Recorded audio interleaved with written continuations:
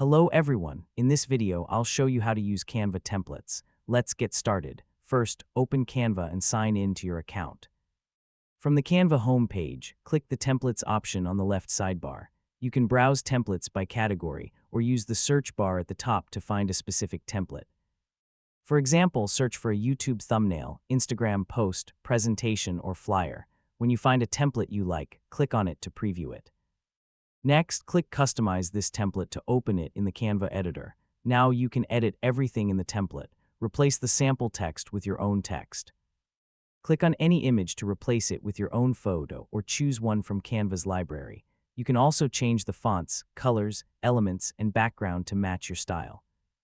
If you don't like a design, simply choose another template and customize it. When you're finished editing, click the Share button, then select Download. Choose your preferred file format, such as PNG, JPG, or PDF, and click Download. That's it. You've successfully used a Canva template. If this video helped you, don't forget to like, share, and subscribe. Thanks for watching.